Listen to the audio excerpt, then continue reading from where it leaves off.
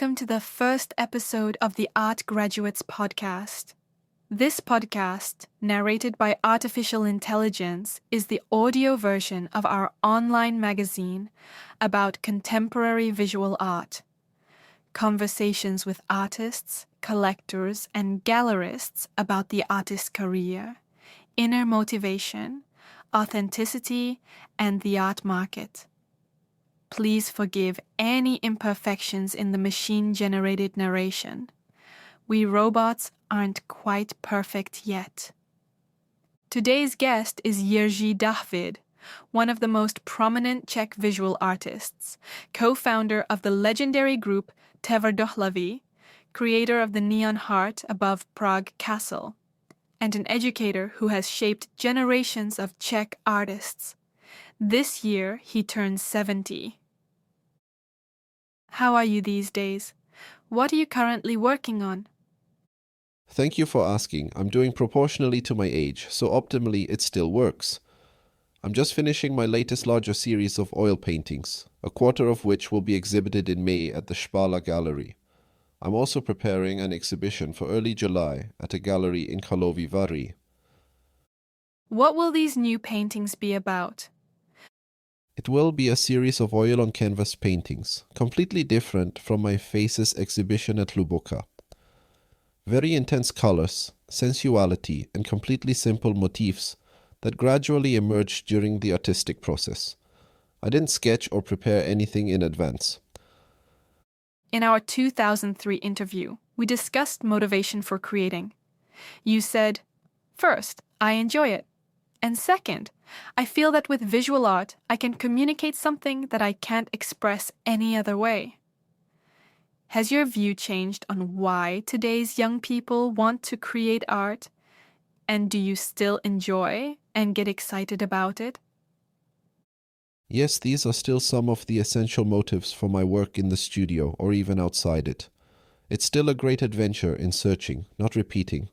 That's why it's often a great struggle, sometimes despair and anger, then joy and excitement. In 2003, you had just started at VSUP and said you were just getting to know the students and looking for a platform where you'd meet.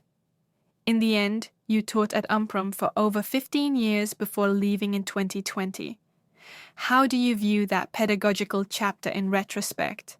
And do you miss teaching? Well, to be honest, I didn't exactly leave Umprum voluntarily, but that would take too long to explain. At first I certainly missed it, but not anymore today. It's hard to evaluate myself, even in hindsight. But perhaps it speaks for itself that many of because my colleague and assistant Milan Salak played an essential role, students have not disappeared from the Czech visual scene, and many are now themselves educators at art universities across the country.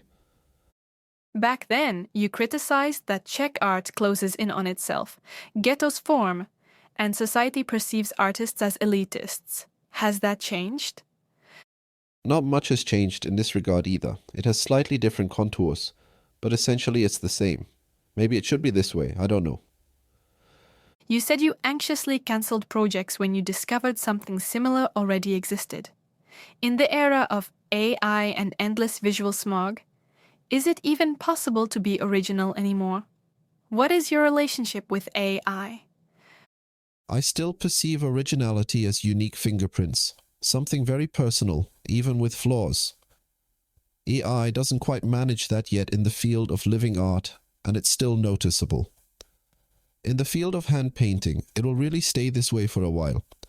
Undoubtedly in design, consumer and purpose-driven graphics, but also architecture, photography and video, things will move much faster through AI, and these areas will be displaced by AI, or rather, people will be displaced from them. Personally, I currently use AI text modules for finding grammatical or stylistic corrections, and for small quick translations, or some expert questions. You're known for refusing to publish your paintings online. According to you, screens flatten the visual experience. Yet as an artist, you're very active on Facebook. You write for Lidové noviny, Aktuálně, and other media. You have an Instagram account, But since August 2024, you only follow 180 people. What is your relationship to the online world? Yes, that persists, for exactly these reasons. Of course, you can't avoid situations where photos from exhibition installations appear on social media. I fundamentally don't post my painted works from the studio. However, I don't write for any media, only on aktualnie.cz, where I have my blog, but even that is becoming pre-monitored, so despite being mine, it's subject to the editorial correction and approval. So my texts for it don't appear very freely anymore. I use Facebook regularly for communication, because my texts can't go anywhere else. I use Instagram very sporadically. It basically doesn't interest me. I don't look at it. Just throw something up randomly about once a month. That's my online world, and according to my wife, even that's too much. Online consumes our time and attention at an unprecedented rate. But you established yourself before the mass spread of the internet. What were the most effective elements in your career back then? Personal meetings with a good gallerist? Or can you recall a moment when the internet helped your career? Today the situation is different, and artists and their works can be discovered and shine even from geographical peripheries correctly connected to online attention. I don't know how to respond aptly. It's always just a coincidence, but related to the intensity and belief in one's work. We were there at the birth of the first private galleries after 1989. So, we were simply their family. We met at regular gatherings, discussed, perceived each other, and tried to show the other what we were good at or different. That's how individual exhibitions were born, and sometimes collector interest too, later. After all, we never did it primarily for any collections. Maybe social networks replace that today? But for me, they're too impersonal, cold, emotionless, universal. Certainly some type of medium handles and presents it better, but that passes me by. Not that I don't perceive it, but it actually bores me. There are probably hunters in these networks who are hunting in different territories and enjoy it. I don't know. Anyone who truly collects art with heartfelt interest and money doesn't care about likes at all. In 2003, our article referenced your then domain jiří-david.cz. It's now unavailable and appears to be for sale. What happened? Did you let go of the domain with your name? I cancelled the website long ago. I described the reasons above, including the domain, and I foolishly thought, as I now see, that it would automatically disappear. So a domain can be destroyed? A domain doesn't disappear on its own. Contemporary art collections and investment funds have their expert advisors. Have you ever advised any of them on who to invest in? How does this work in Czech practice today? And what about foreign collectors? Are they interested in the Czech scene, or just in the gems that galleries bring to major fairs?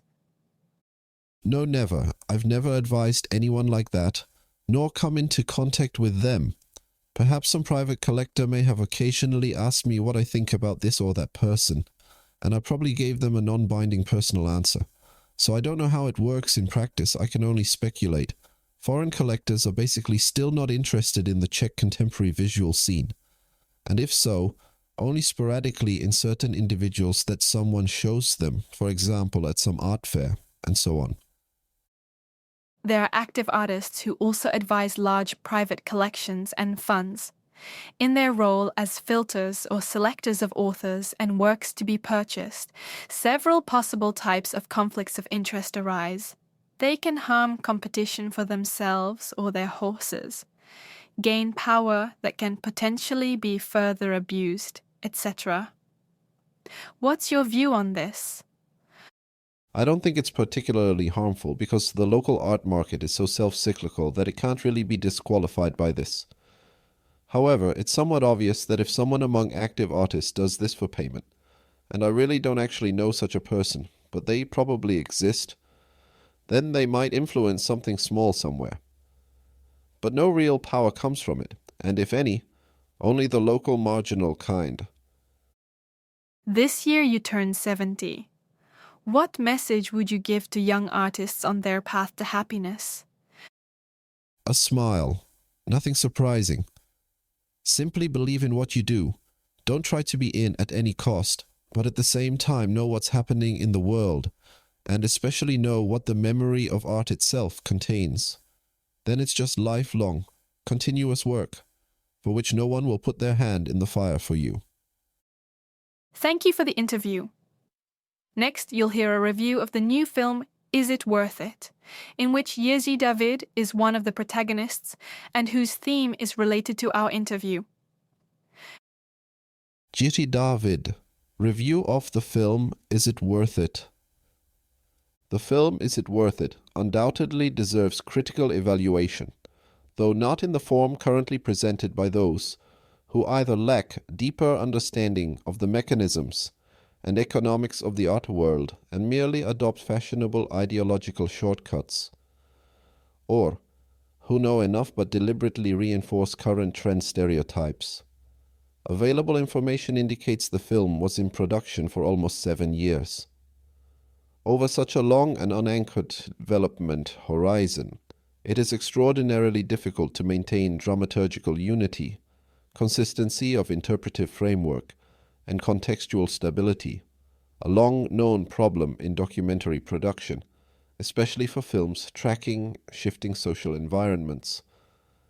Director Jan Strejcovský undoubtedly attempted unification, but the material inherently tended toward fragmentation. I consider the inclusion of a young emerging artist performing under the pseudonym Dante a fundamental dramaturgical error. His presence brings no new, unexpected, aesthetically or interpretively relevant impulses to the film's testimony. From the perspective of film dramaturgy, which should, especially in documentaries about professional environments, stand on representative yet differentiated selection, this is a problematic choice. In the context of contemporary art practice, his participation acts as a disruptive element that deforms the film's implicit value map. Regarding the documentary format itself, it must be re-emphasized what documentary film theory confirms today, from Bill Nichols to Stella Bruzzi. There is no such thing as a pure or neutral document. Every documentary is a form of construction, montage, and interpretation of reality. Manipulation is not a defect, but an immanent feature of the medium. What matters is the degree of reflexivity and transparency of this manipulation. However, Is It Worth It? Reflects its construction only minimally and rather gives the impression of an objective view. In reality, it is an authorial narrative, an artistic object presented as documentary testimony. The film's editing structure, based on significant temporal layering, occasionally shifts or changes the meanings of individual statements. For viewers unfamiliar with the sociology of art practice, Howard Becker's art world's concept, or local specifics of grant, gallery, and collector structures, the film becomes difficult to read, almost impenetrable. This groundlessness leads lay viewers towards stereotyping, while insiders necessarily lack expert correctives, contextual frameworks that would give statements clear professional and value dimensions.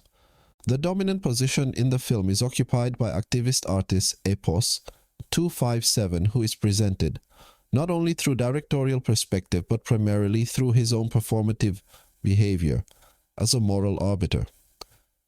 His figure is assigned the role of an ethically unquestionable subject, which fundamentally affects the proportions of the entire story.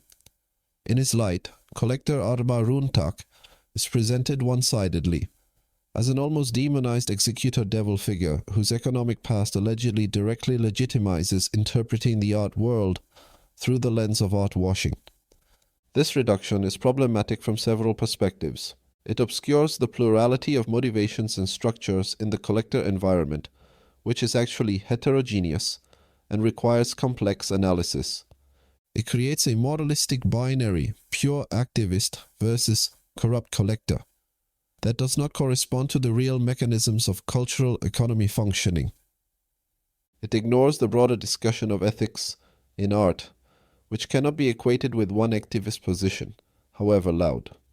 Also problematic is that during filming, it was not known, neither to me nor, it seems, to the film crew, that Epos himself operates in the real estate sector, rents studios, and runs various workshops, placing him in a significantly stronger economic position than the film suggests. This itself is not a problem.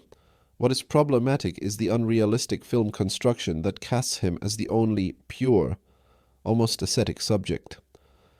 From a professional standpoint, such selectivity can be termed narrative asymmetry, which weakens the film's credibility. I also find the use of staged, stylized etudes particularly unfortunate. These definitively remove the film from the documentary genre and shift it into a hybrid docufiction position. Hybridity itself is not a problem. It is today a completely legitimate artistic approach. But here, it is used not entirely thoughtfully, and bears features of lyrical melodrama that disrupts the work's coherence and prevents clear reading. Other protagonists, Olga Trčková, Zdeněk Sklenář, or René Rohan, represent autonomous topics that would require more detailed analysis of gallery sector representation, institutional power, and cultural policies, which the film hints at but does not articulate. In conclusion, the film could have turned out significantly better in the context of local art practice if it had more respected its internal logic, hierarchies, professional ethics, and social stratification. Nevertheless, it may represent a certain insight into the contemporary art segment for a broader audience, albeit heavily burdened by the director's interpretive framework. If more feature-length films about art were made here, with different perspectives, methods, and ambitions, their testimonies could complement each other and enable truly pluralistic, professionally grounded discussion. Jiří David, born in 1956 in Rumburk, is a leading Czech painter, photographer, and intermedia artist. Between 1982 and 1987, he studied at the Academy of Fine Arts in Prague under Arnošt Paderlík. In 1987, he co-founded the legendary group Tvrdohlaví. His best-known public work is the neon heart above Prague Castle from 2002, installed at the end of Václav Havel's final term in office. His key projects include the photographic series Hidden Likenesses, which was written about by the philosopher Jacques Derrida. He has exhibited at the Venice Biennale, Haus der Kunst in Munich, and the Museum of Modern Art in Moscow and Beijing. As an educator, he taught at the Academy of Fine Arts in Prague, 1995 to 2002, and the Academy of Arts, Architecture and Design in Prague, 2004 to 2020. He currently holds external positions at the Academy of Arts in Banská Bystrica and the Faculty of Art and Architecture in Liberec. He lives and works in Prague. You've been listening to the first episode of the Art Graduates podcast. Follow us on Spotify, Apple Podcasts, and other platforms, and don't forget to subscribe. Visit our platform at artgr.com or artgraduates.com.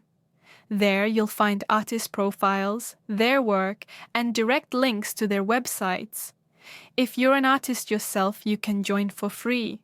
We're preparing competitions with an international jury and cash prizes. Take care.